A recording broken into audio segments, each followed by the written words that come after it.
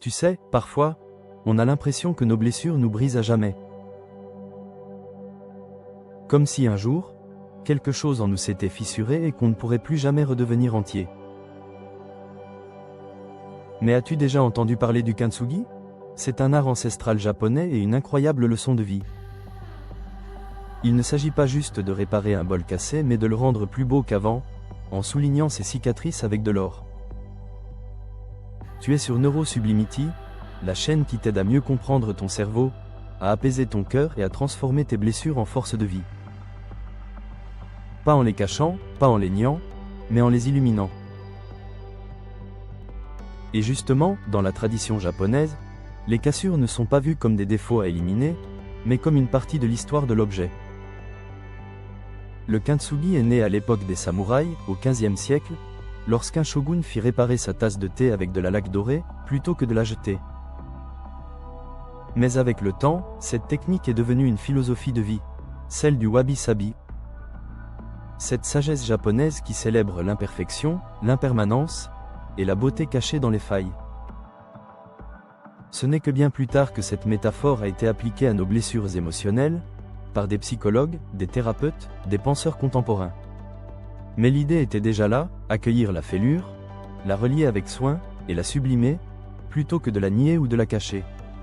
Et si notre cerveau, notre cœur, nos émotions pouvaient faire de même? Si chaque blessure devenait une occasion de transformation, c'est ce que je t'invite à découvrir aujourd'hui. Et tu vas voir, ce n'est pas qu'une jolie métaphore, les neurosciences aussi parlent de guérison dorée. Mais avant d'entrer dans le vif, laisse-moi te poser une question. Crois-tu que tes cicatrices émotionnelles puissent devenir une force? Ou penses-tu encore qu'il faut les cacher pour avancer? Le kintsugi commence par une chute, un éclat, une cassure. Tout comme nous, quand la vie nous blesse. Mais là où certains jettent les morceaux, les Japonais les recueillent. Et avec patience, amour et un peu de poudre d'or, ils redonnent vie à l'objet. Ce n'est plus un simple bol, c'est une œuvre précieuse.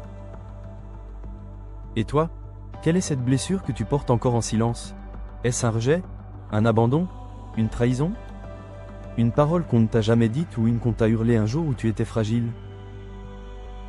Penses-tu que ton cerveau garde la trace de tout ça? La réponse, c'est oui. Et la science l'a prouvé. Les travaux du Dr Bessel van der Kolk, spécialiste mondial du traumatisme, montrent à quel point le cerveau garde une empreinte profonde de nos blessures émotionnelles. Le traumatisme n'est pas juste un souvenir. C'est une réactivation continue de certaines zones du cerveau, comme l'amygdale, qui détecte le danger, et l'hippocampe, qui perturbe la mémoire. Résultat, on revit encore et encore, sans le vouloir, des réactions disproportionnées, comme si chaque stress, chaque remarque, chaque conflit, réactivait cette cassure ancienne. Mais ce n'est pas une fatalité. Car le cerveau est aussi capable de guérison. Grâce à la neuroplasticité, il peut former de nouveaux circuits. Et plus encore, il peut transformer une souffrance en élan de vie. Mais cela demande un regard différent et une présence nouvelle à soi. D'ailleurs, imagine-toi un instant en train de regarder une blessure du passé, non pas comme une faiblesse mais comme un endroit précieux. Un lieu que tu peux restaurer, non pas avec des jugements, mais avec de la bienveillance, de l'attention et, pourquoi pas, un peu d'or intérieur. Alors, comment faire ça concrètement? Comment devenir l'artisan de sa propre guérison? Je te propose 3 pistes simples et puissantes. La première, c'est l'écriture consciente. Prends quelques minutes par jour pour écrire à ta blessure. Pas pour te plaindre, mais pour l'écouter. Dis-lui, je te vois. Tu as existé. Tu fais partie de moi, mais tu ne me définis pas.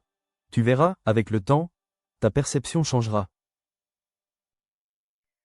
La deuxième, c'est la méditation en pleine conscience avec sourire. Quand une douleur remonte, au lieu de la fuir ou de la juger, accueille-la avec tendresse. Place une main sur ton cœur, respire profondément, et dis-toi simplement « Je m'ouvre à la guérison affective.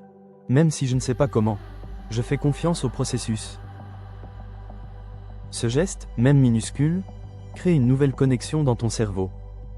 Il active les zones de la régulation émotionnelle, comme le cortex préfrontal, et diminue l'activité de l'amygdale.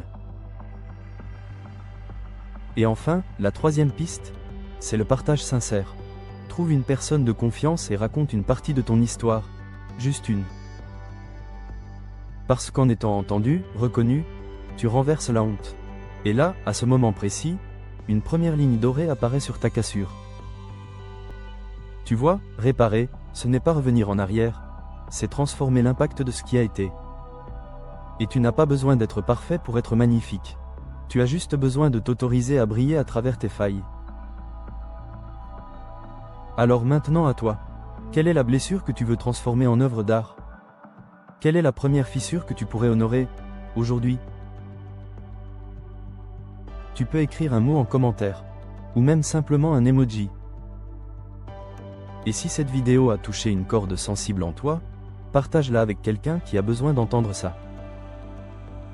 Quelqu'un qui mérite de savoir qu'il peut être recollé avec de l'or. Car au fond, tu n'es pas cassé, tu es en métamorphose. Et chaque fissure peut devenir lumière si tu oses la regarder avec amour. Si tu veux continuer ce chemin de lumière avec moi, abonne-toi à Neurosublimity. Car ce n'est pas la perfection qui te rend précieux, mais la beauté de ta reconstruction.